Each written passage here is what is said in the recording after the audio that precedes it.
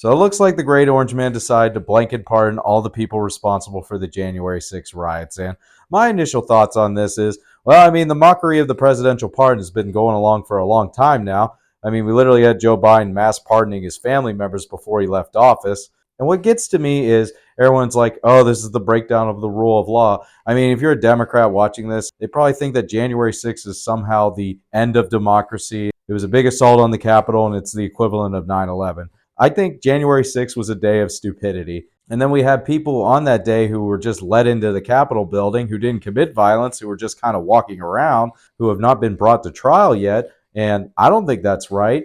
And JD Vance went on the Sunday morning show saying, hey, we're going to look at it as a case by case basis. And when I saw that, I was like, okay, he's not going to mass pardon everybody. Well, he decided to mass pardon everybody. And I think the reason he did this is because Joe Biden is out there just pardoning everyone, just handing them out to people who sent kids to prison for money, pardoning people who were responsible for the opioid crisis. So he saw he was abusing the presidential pardon. So Donald Trump's like, okay, well, if you're going to abuse the presidential pardon, I'm going to do the same thing.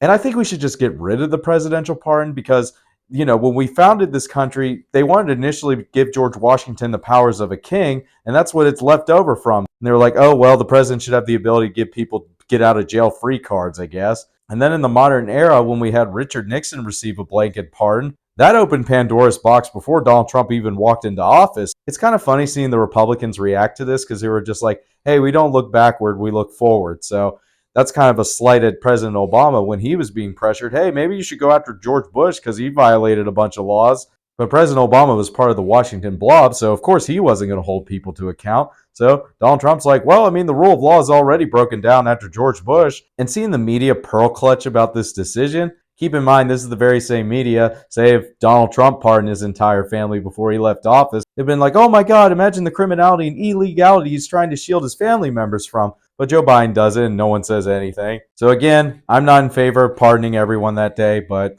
I'm not president of the United States, so we all have to live with the consequences of the abuse of the pardon.